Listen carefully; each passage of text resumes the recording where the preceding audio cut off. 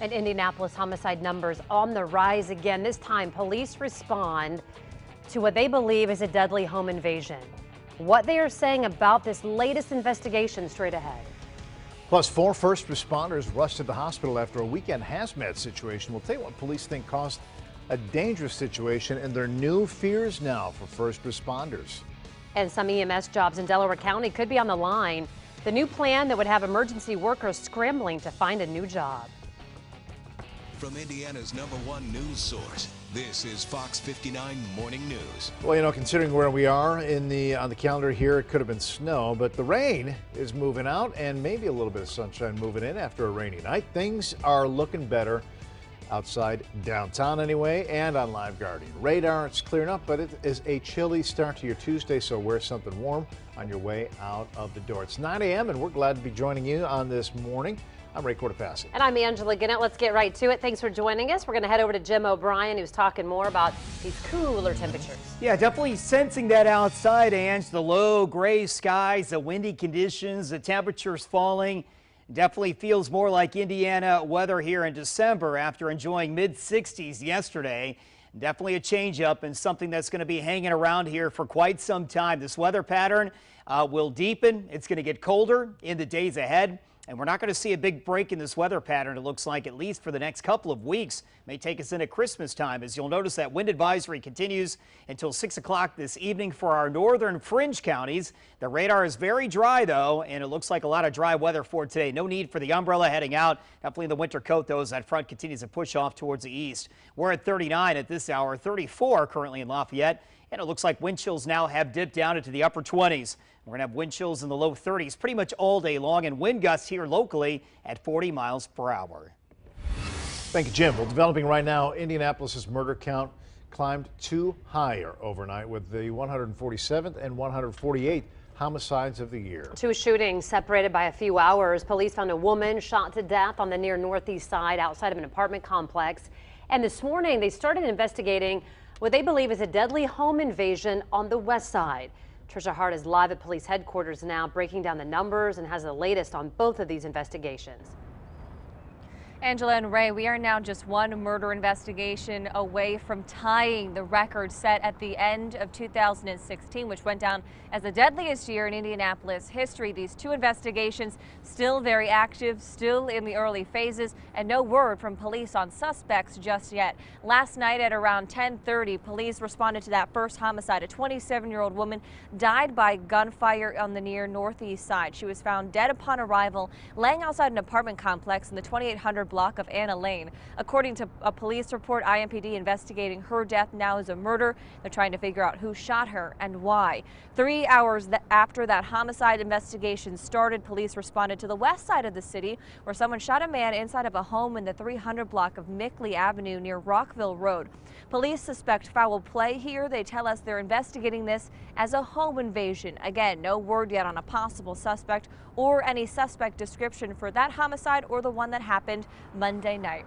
With more than 3 weeks left in 2017 and just one murder investigation away from tying the record at the end of last year, 2017 could be on track to have a very deadly conclusion in terms of murder investigations in Indianapolis. Live at police headquarters, I'm Trisha Hart, Fox 59 News. Sad, Trisha, thank you. And developing overnight, public safety officials exposed to narcotic-like substances. Officers with IMPD were doing a welfare check on a man at a home on North Sheffield Avenue on Indy's near west side. While at the home, the officers were exposed to a white powdery substance. A woman at the home said it could be crack cocaine and or heroin. The officers were taken to the hospital to be checked out. We can tell you they have since been released. Over the weekend, 4 first responders had to go to the hospital after being called to an overdose on the near west side. Investigators believe the person overdosing dropped the synthetic drug, likely fentanyl, on the ground of the ambulance. The video here shows the hazmat crews rushing to the scene to help those EMS crews. The Indianapolis EMS medical director says somebody was trying to expose his workers to those drugs. And now to an update on a man's body found in the Big Blue River in Shelby County over the weekend. He's now been identified as 38-year-old Christopher Young. Young had been missing for about a month, and his family says he ran out of the home searching for his dogs and actually got into a fight with his neighbor. Police believe he suffered minor injuries and became disoriented. His father says that he and another son were kayaking When they actually found his body, police still are waiting for autopsy results to determine how, in fact, he died. City County Councilor Jeff Miller is now stripped from some of his power. The council's Republican leader voted to remove Miller from the 3 committees he was serving on. Miller's facing multiple charges of child molestation. He still took his regular seat at the council meeting, though. He says he will not vote on anything that involves the prosecutor's office. And that pretty much the only thing he has said related to this investigation. Council members say that Miller's presence is a distraction. That's one of the reasons they gave for limiting his role. I think it's very important that we have councilors representing the citizens of Indianapolis who have the time and ability to attend the committee meetings and put their full effort on attacking the issues of the day. We asked Councilor McQuillan if they could expel Miller from caucus. He says no plans yet, but, as he put it, anything could happen. The Delaware County prosecutor saying now a shooting that left a 17-year-old dead in Muncie was a case of self-defense. 17-year-old Eliza Jackson was killed during a fight near the Muncie courthouse last August. The shooting happened after her brother, Deshaun Jackson, was sentenced for a home invasion. She's accused of punching Marilyn Wilson, who was a witness in the case, through an open car window. Prosecutors say since Jackson's hand entered the car, Wilson had the legal right to use deadly force to protect herself. The Muncie City Council now moving ahead with plans to create its own EMS service, but if it does happen, it would mean several people would soon be on the unemployment line. The fire chief introduced the ordinance last night. It calls for the fire department to provide the life-saving services the city needs. That would mean half of the current Delaware County EMS staff would lose their jobs. Many county paramedics say the timing couldn't be worse. Christmas is 3 weeks away, and people are wondering, are they going to get notices that layoffs are coming in a week? And that is the information. Their city council members are asking the fire chief for more information, including a business plan that would prove if this is a better financial option for the city. They have sent the ordinance to the committee before the next hearing coming up in January.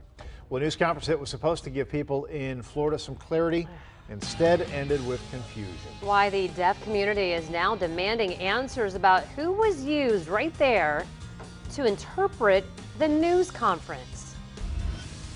Plus, is a puppy or cat on your kid's Christmas list this year? We're going to have some tips on what you might want to consider before buying or adopting a pet as a gift this holiday season.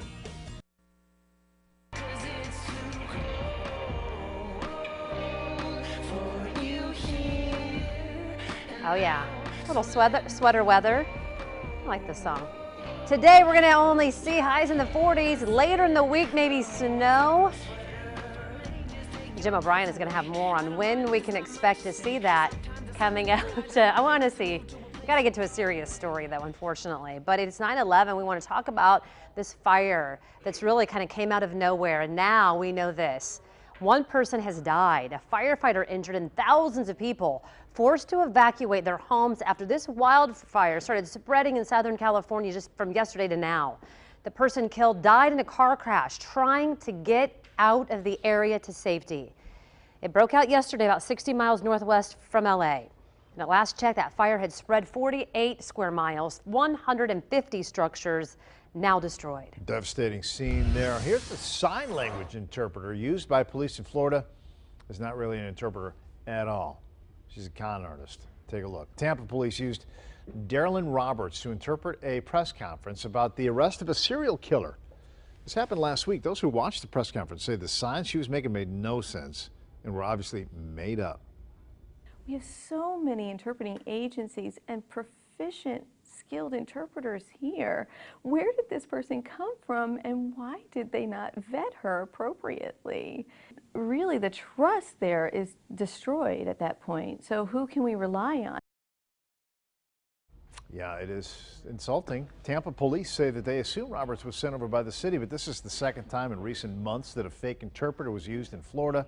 During Hurricane Irma, a man who is not fluent in sign language was used during a press conference about evacuation orders. He was found using signs for words like pizza, monster, and bear. So who was she? What was she trying to do there? Don't know, Ange. Yeah, we'll be following that, though. I can assure you that. It's 9:13. President Trump's travel ban could soon be enforced. The Supreme Court allowing the president's newest version of the ban to take effect pending an appeal. The ban places restrictions on those looking to enter the U.S. from Iran, Libya, Somalia, Syria, Yemen, and Chad. This is the first time justices have allowed any addition of the ban to go forward in its entirety. There are several challenges against it, though, making their way through the federal courts that could eventually stop it. The Supreme Court will hear a case today, though, that gained national attention after a Colorado baker refused to make a wedding cake for a same-sex couple. The Colorado Civil Rights Commission says Jack Phillips violated the state's anti-discrimination law. Phillips says that his First Amendment rights were violated when he had to make the cake.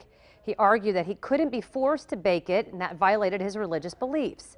The Trump administration has shown some support for him, so we'll see what comes out of that. Well, it's been happening all across the nation. Well, it's beginning to look a lot like Christmas in the Big Apple. The Rockefeller Center Christmas tree is on display in all its glory right there. But what happens to the tree when the holidays are over, you may ask? Well, they're not just for decoration. They are being put to good use. For the past decade, the trees have been milled into lumber used in dozens of Habitat for Humanity homes. Each tree is turned into about 100 boards of wood, which are shipped all over the country. The Rockefeller planks are stamped on one side with an image of the tree and the year that it was on display. Well, is a new pet something that you or a loved one wants to have under the tree this year? I've had several people say that, and including those in the building, saying, oh, I hope I get a puppy. Even though it may seem like the best surprise in the world, giving a pet as a gift adds a serious level of commitment. Indy Vet's Dr. James Spicer is here with how to responsibly spread the love of joy of pets this holiday. All right, so they are so cute, right? We see them, we're like, oh, wouldn't that be a great gift? But yeah, absolutely. We have to know a few things about the recipient first, don't we? Absolutely. I have several tips and considerations for anybody that's really thinking about giving a pet as a gift here over the holidays. Here's the first one. Ask. Make sure that who you're going to give the pet to really wants a pet. Make sure they want that responsibility and obligation. Make sure the pet's going to be received with joy. Tip number 2, let's say you do know they want a pet, okay? Well, don't go out and pick the pet out for them. Let them pick their own pet out. Perhaps offer to pay the adoption fee for at a shelter and go out and help them pick out their particular pet. Here's the third tip. Don't be impulsive. There is actually a financial... That's easy to do, though, when you see how cute they It is are. very easy to do, but there is a financial obligation to pet ownership. Make sure who you're going to give the pet to is prepared for that financial obligation. There's going to be medical bills, there's pet food, even pet food for maybe an older person on a fixed income might be a burden. So many people travel too when their kids are involved in so many activities. When you're gone, you have to find a place or someone to take care of your pet. It is a huge responsibility. And to that end, you know, the holidays are chaotic. Everybody's around, there's lots of stuff going on. That may or may not really be the best time to introduce a new pet to the household. So instead, maybe consider giving a card saying, hey. Oh, hi, roll on over there. Yeah, hey. Oh, it's your birthday. It's your birthday. You can do whatever you want. It is her birthday today. But if you actually give a card allowing the person to go out and pick out a pet, then you can introduce the pet during the time when everybody has left and it's a little bit quieter. Also, in the winter, it's like one of my least favorite times to have a dog when you have to go out and walk, or if you're in the, do you find that maybe it's a better time to get a pet, maybe not in the winter, or is that really making a difference? Well, certainly when it comes to house training a puppy, if there's 6 inches of snow outside and it's 0 degrees, it's a little bit harder to house train a puppy during that period of time, so that is something to consider. And lastly, you know, pets are not toys. That's a good point too. You know, if you're getting a pet for a child or for your children, make sure they're prepared for that. Make sure that they understand their particular responsibility in having that particular pet. Make sure they're going to be willing to walk the dog. Make sure they're going to be willing to scoop the litter box. And parents, make sure that you're going to be willing to remind them of that over and over and over again. Make sure it's going to be a great experience for the giver, for the recipient, and also for the pet. All right, here's the information too. Fox59.com will get you linked up to Dr. Spicer's Indy Vet Emergency and Specialty Hospital for a list of their services and opportunities. Again, we'll have it at the website. Jim, let's send it over to you. How's Cowboy? Cowboy's doing great, Ange. Have to think about the old pets here during the wintertime months. No doubt we're at 9:18 and definitely feeling like wintertime, or it will be in the days ahead. Now, temperatures are not that bad outside right now, but considering we were at 65 yesterday, yeah, it definitely feels like there's a change in the air. And this is just the beginning of what could be a very chilly stretch of weather. Really just cold weather headed in here, not only for the weekend, but beyond into next week. Could take us all the way up on through Christmas. So we're going to get in kind of this deep freeze here where temperatures will get down into the teens for overnights, and some of the afternoons will only get into the upper 20s. For today, I think we're in the low 40s most of the afternoon, or upper 30s. Which is doable considering that low 40s are pretty much our afternoon average high. But after being at 65 yesterday, it feels much colder out. We're drying out, still maybe 1 or 2 sprinkles out there on the windshield. We're tracking snow now down towards Oklahoma. So as that snow gets farther off towards the south and we get the cold air in place, we'll start to see a better chance of flurries. I think we'll have a chance tomorrow and maybe a better chance on Thursday. Have a little wave coming on through. Shouldn't create too many headaches, but just a sign that the winter pattern is now taking shape here. Look at the wind chill, by the way, in Minneapolis. 3 below at this hour. That's what it feels like. It feels like 18 in Chicago, and we're in the 20s now for wind chills. We have the wind advisory in effect till 6 o'clock for our northern fringe counties.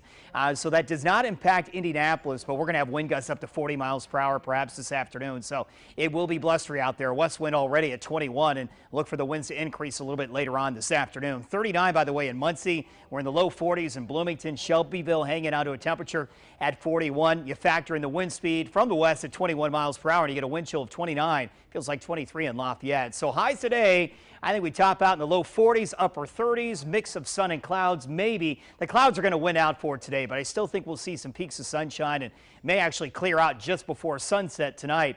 Temperatures in your hometown, you can definitely see upper 30s, low 40s, and the rain is heading away from us. Not much in the way of any snow chance tonight as skies clear out, but this big trough digging in, deepening, and as it does, we'll tap into even colder air, and these little waves that kind of wrap around this upper level low at times will kick out some flurries, and perhaps even on Saturday, maybe a better chance of seeing perhaps an accumulating snow in the forecast. The timing on this, we still think it would be late Friday night, early Saturday morning.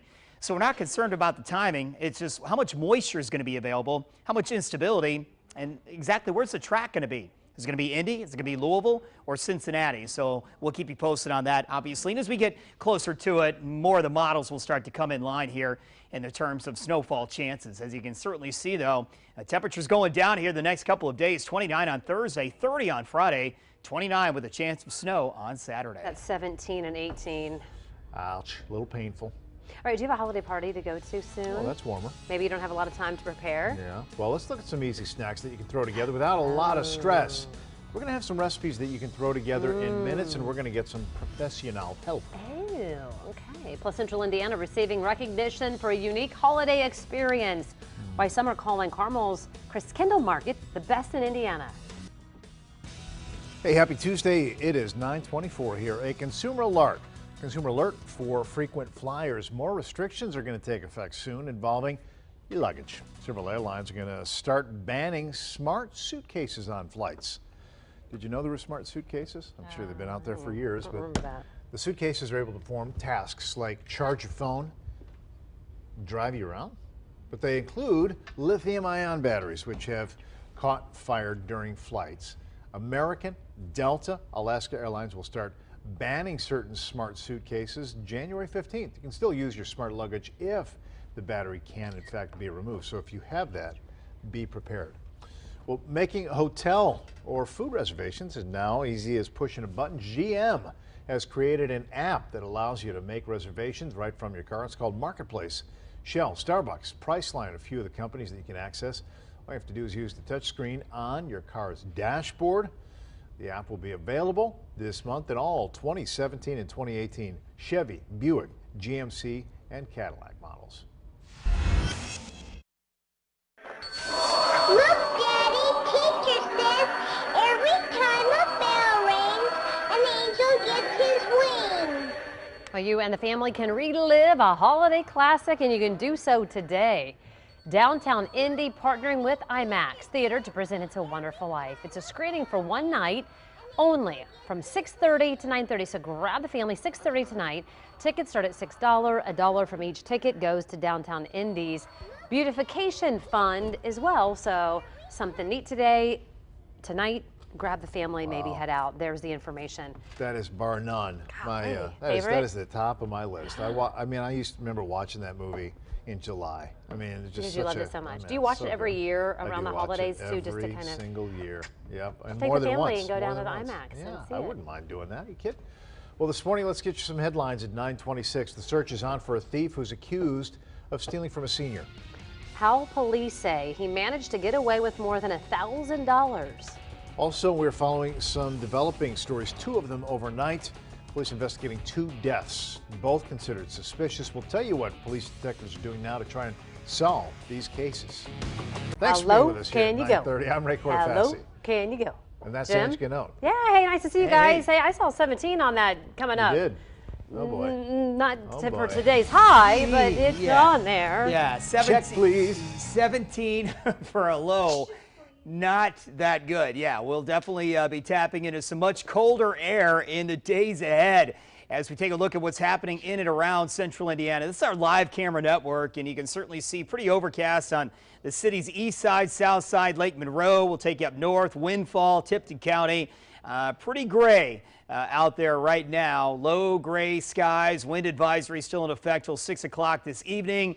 For northern Indiana, wind gusts even here up to 40 miles per hour later on this afternoon. As you can see from our satellite and radar map, the clouds are trying to break, so we may actually end the day with some sunshine, but right now the clouds are definitely winning out. We're at 39, and it definitely has that feel of winter here in Indiana, certainly an early November or December day, I should say.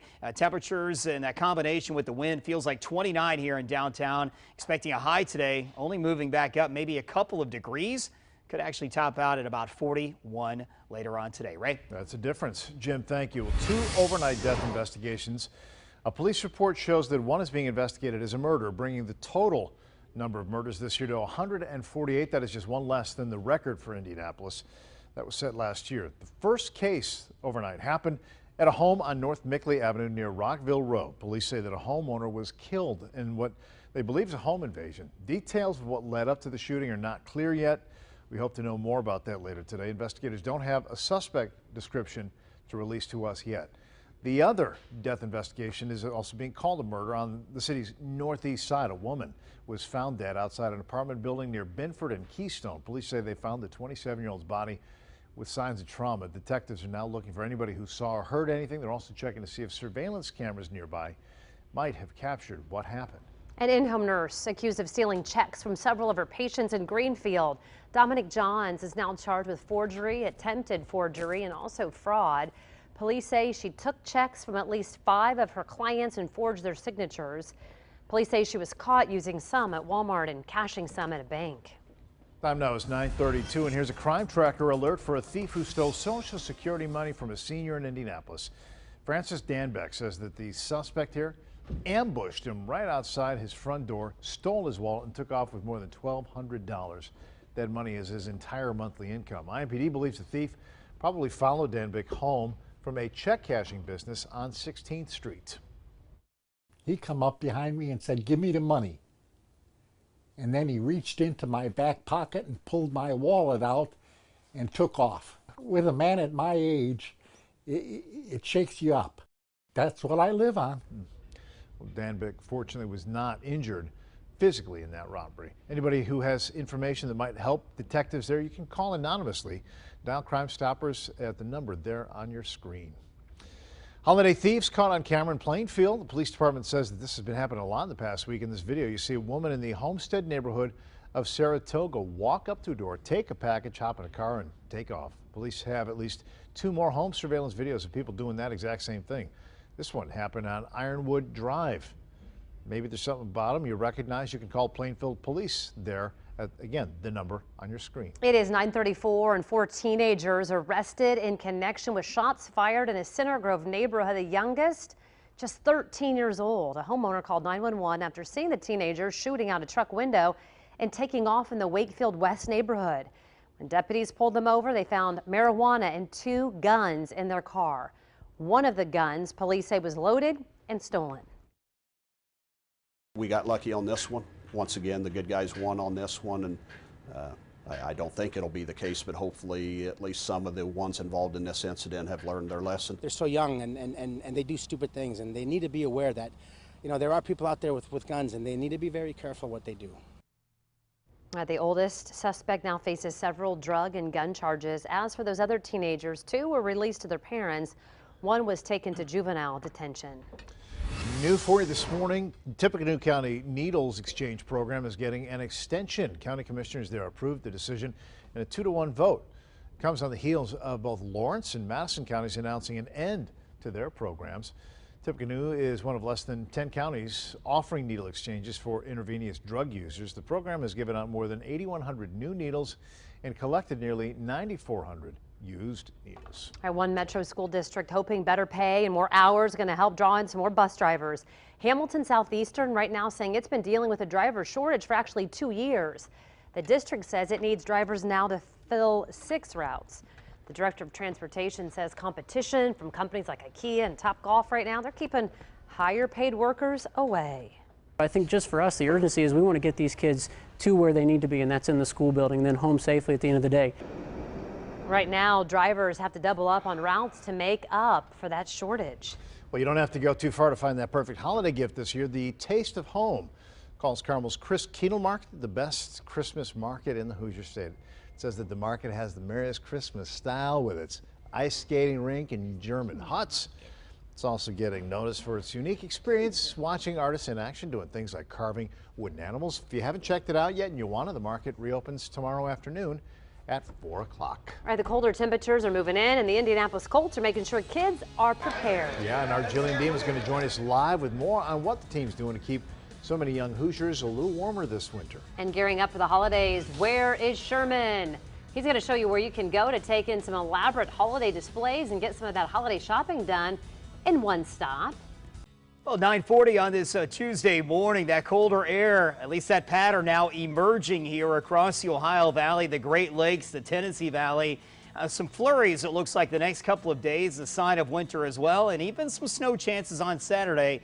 We'll have more on that in our 7-day coming up. All right, thanks, Jim. Well, today the Colts are teaming up with Lids again for the 12th annual Cold Feet Warm Shoes and Hats event. Together, they're going to surprise hundreds of kids with shoes and hats today. And Jillian Deem is at Wendell Phillips School now with more on these plans. And Jillian, what are they going to be doing? Well, Ray and Angela, they're going to be getting their own pair of shoes. They're going to be getting hats, gloves, socks. They're picking it all out themselves. And guys, this window over here in the gym, we've been seeing all kinds of cute little faces peeking in because this is all a surprise for 500 students here, pre-K through 7th grade. And this is official. I mean, we've got stations here where they're going to measure their shoe size, make sure they've got those shoes that fit nice and snug and not too snug, but perfect for the winter. And over there, we've got all kinds of winter hats. Bailey with Lids Foundation joining us live now. Bailey, they've got all kinds of options over there too. Yes, of course. I mean, that's what Lids does, right? We have tons of different headwear, and we're, you know, the headwear capital of the world. And so every kid gets to come in and pick either their favorite team or their favorite character to wear this winter. So now, I know this is the 12th annual event, but you have been doing this for 7 years now. So you get to see that look on their faces when they come in. They see this makeshift store set up, and then they see the Colts players, and they think it's going to be a great day at school. yes, it's like a huge party almost. I mean, every kid comes in, they get to pick their hat, they get to sit down and pick an awesome pair of shoes. And then the Colts cheerleaders, the Colts players are here. You know, they get some swag from them and then a snack, and then I don't even know how they go back to class after that because it's going to be so exciting for them.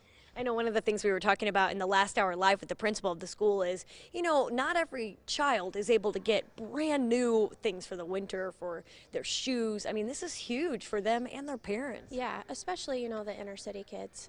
We love to help those kids out, and I think over the past 12 years we've helped over 50,000 kids in the Indianapolis area, and it all started from our parent company, Genesco. This is their 28th year doing it, and then we brought it here to Indianapolis, and it's just a great way to give back before the holidays. I know a lot of these things are trendy. When we're seeing the lineup of shoes over there, we've got some Converse shoes, and the principal says, you know, conveniently, the colors they have are their school colors, so he was saying the kids are going to love that. That's awesome. We're so excited, and we thank, you know, our parent company and Journeys for donating, and then obviously Lids for donating all the knit hats that the kids are going to get. And we just hope that they have a great time, and we're glad that we can give back. Absolutely. Thank you for being on live with us. And yeah, that'll get started at noon. So from noon to 3, that's when they're going to have all the kids pre-K through 7th grade. They're going to all come in through here. They're going to be able to get a nice little snack too. So like Bailey said, I don't know how they're going to be able to sit back in class because it's going to be so much fun for them. So we'll actually be over here later. We'll have a crew here as well, getting all that excitement here so we could show that for you later on in the newscast tonight as well. We'll send it back to you guys. Yeah, so here we won't see it live, but we're going to see it later this afternoon as it happened. Thanks a lot, Jillian. Well, Wendy's trying to make its way right to your door. The burger chain's partnered with DoorDash to deliver its food direct to you wherever you are. DoorDash drivers use thermal bags to keep the food hot or cold. The idea being launched in 48 cities. Indianapolis, by the way, is included if you were wondering. All right. More people are doing that, right? Yep, making it convenient here. Here's your forecast delivered right through your TV. Jim? All right, thanks a lot, Ray. Yeah, we're at 9:43, and today, yeah, definitely a colder day shaping up. 65 on Monday, the best day of the week. Temperatures get colder as we get deeper into the work week here, and a lot of gray sky overhead. We'll have limited sunshine today, perhaps late in the afternoon. The skies will begin to brighten. It's overcast at Grand Park, and this is more typical of December, January, and February weather here in Indiana. Some of the cloudiest times of the year now setting up here, and it looks like as we head throughout the afternoon, again, any sunshine we work in would be limited, and then eventually, perhaps late in the day, we'll really start to see some sunshine as the skies begin to clear out. Not much on the radar out there.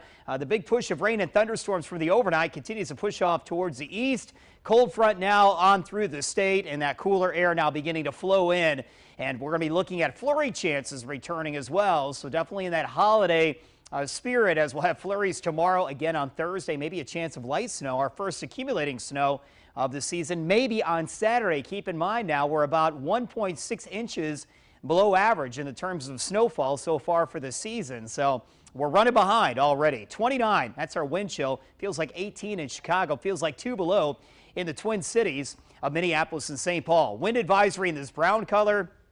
That continues till about 6 o'clock tonight across northern Indiana. It will get gusty here, already pretty blustery out there. A west wind at 21 miles per hour, and that's the reason why wind chills now are down into the 20s here, at least in the city. Feels like 23 in Lafayette, feels like 32 in Shelbyville, and 33 our current wind chill down in Bloomington. So temps are not going to move much for today, especially with the cloudy to mostly cloudy skies. I think our afternoon highs will get into the low 40s. We've already seen the high for the day. That happened just a little bit after midnight. And as you'll notice, your hometown highs this afternoon, upper 30s, low 40s, pretty much ballpark. You'll notice the cloudy skies overhead. But by 6 o'clock tonight, skies will be clearing, and that's going to allow for temperatures to get much colder. It looks like as we head into later on tonight, I think we wake up tomorrow morning in the mid-20s. Wind chills will be in the teens, and this big trough now digging in, and it's going to be a stubborn trough that's going to stick around for the weekend and even beyond into next week. So we've got a whole different change up in our weather pattern, one that's going to last perhaps for a couple of weeks, may take us all the way into the holiday of Christmas as well. As we head on through the next couple of weeks, not much in breaking down this pattern. At least it's indicated on our computer models looking that far out. Our 7-day forecast has us with temperatures and Ray at 39 degrees tomorrow. Could have a flurry around 29 on Thursday. We'll go 30 on Friday.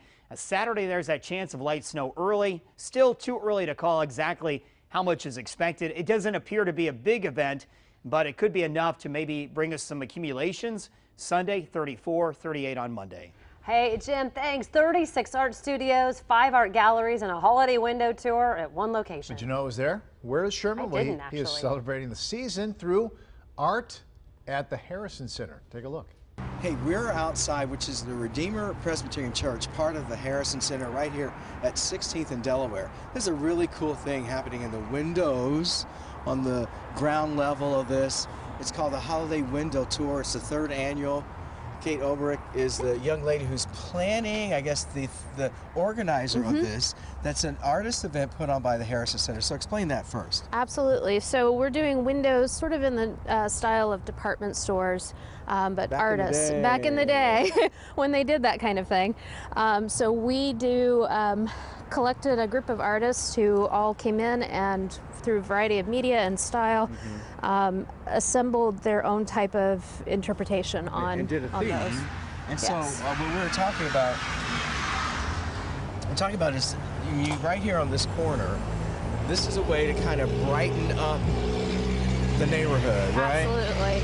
So as you can see, we have a lot of traffic by here, and so these windows have traditionally been dark during the year, through the winter anyway, and so each one is lit a little differently, and the idea is that at night, since it gets dark so early, it brightens up this corner in this neighborhood a bit. Oh my gosh, these are really, really cool. And there's a little competition going on with these as well, but each of these artists have interpreted this in their own way, in celebration of the holiday season. You can come and kind of check them out, right? Absolutely. Okay, and we've got one of the artists over here whose name is Philip Campbell. Good morning, Philip. That's a really cool. Okay, so explain what you do first. So I use traditional craft medium with my contemporary art. So I do quilting and I do hand-carved narrative bas-reliefs, and I also do installations with wood carvings and dried flower. Which is what we see here, so explain this window. So there's 828 dried roses, orchids, and dahlias in this window, and 3 hand-carved boats. So these are my 3 wise men on their journey. Ah, there's the interpretation. Yes, yeah, sir. and so really cool to walk around and kind of see these, and I love this one here too. They took a little Christmas tree stand and did a little something with it. Okay, so it's the Holiday Window Tour. Goes out, happens, or on display, I should say, throughout the holiday season here at the Harrison Center, corner of 16th and Delaware. Happy Holiday Window Tour. Ooh, It is love cool. to see I've been that. there. So It is cool. neat. Well, any holiday just would not be the same without some sweet treats. I feel like I need to tell you how many cookies I ate. Well, you indulge a little bit. If you're looking for some ideas for cookies to make for Santa or even make yourself, stick around because these are out of control. We're going to show you some unique creations that you can make and the item that you need to put these treats together. Do you want me to go do that one? There's an empty chair over there, but look right behind. Look who's hanging out there. We're getting in the spirit here, and so is Foxy the Elf. Helping out Santa's little helper, taking it easy near the traffic center this morning. He's got a little coffee there, got a little Christmas cookie. We'd love to see what your elf is doing these days. You know, every day he or she changes location. Share the picture with us. If you use the hashtag Fox59Elf, we'll get a look at it and we'd love to share it.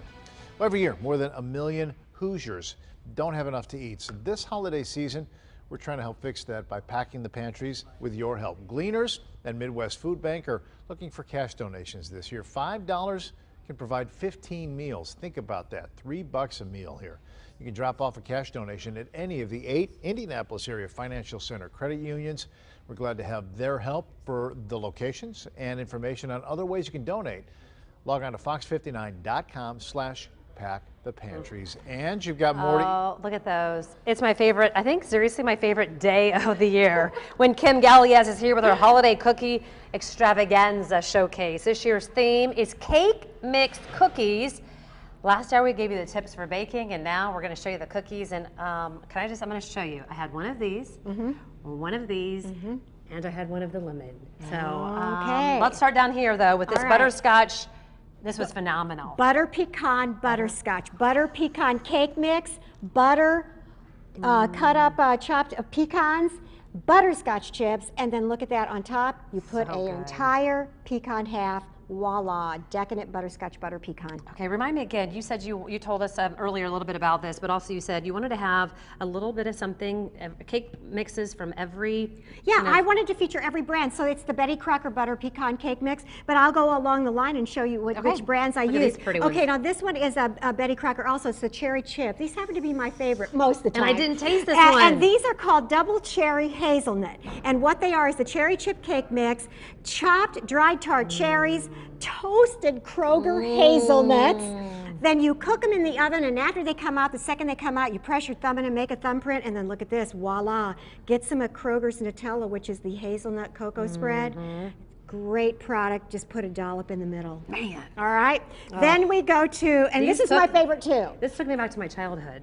That's what you said. Yeah. And I don't remember those cookies at Roslyn Bakery, but I'm glad that you enjoyed them because here's what they are. Nothing but the Kroger butter recipe cake mix. I love this. Not the yellow, the butter recipe. Melted butter, 2 eggs, and an entire bag of those toffee milk chocolate Heath pieces. That was so There good. you go. These are my butter toffee cookies. They're a really flat cookie. Yes. But you know, that's okay. It's nice different. to have variety. And you get to really taste the Heath in there. Yes, you can, and the butter. Yeah. All right, now this one That's a is also one of my favorites. It depends on what mood I am. Strawberry? in. Pillsbury strawberry cake mix, and in it I chopped up all kinds of white chocolate, and then I added some white chocolate on the top after they were baked.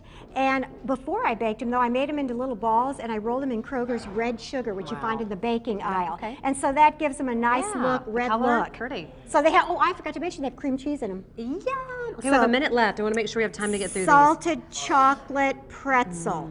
We have a chocolate cake mix, lots of chopped up crushed pretzels. We have mini chocolate chips, and then you drizzle them when they come out with Kroger's milk chocolate chips and the Private Selection white chocolate chips. I gotta give be that extra chocolate dose. honest, those look beautiful, but look at these next one. I'm not a huge lemon person, but I could smell the lemon and then I tasted them. Yeah. Wow. I'm so glad you enjoyed it. Electric. Good, I'm glad you liked them because they have double lemon. They have the lemon cake mix, they have lemon zest in the batter, eggs and oil, and then on the top you make a powdered sugar lemon glaze, and voila, they're just refreshing lemon. You could do that with lime, you could do that with orange. Oh, they were so good. I used the Duncan Hines lemon cake mix for that. Look how pretty it looks here. Can I just, Dave, come here. You have to see all the work that goes on. Yes. That's what it looks like there. No. Okay, Hey, the that's recipe's how at nice it looks. Fox59.com Look at all too. of that. Oh my gosh. Look all at of the the work. effort that goes Thank into you. this.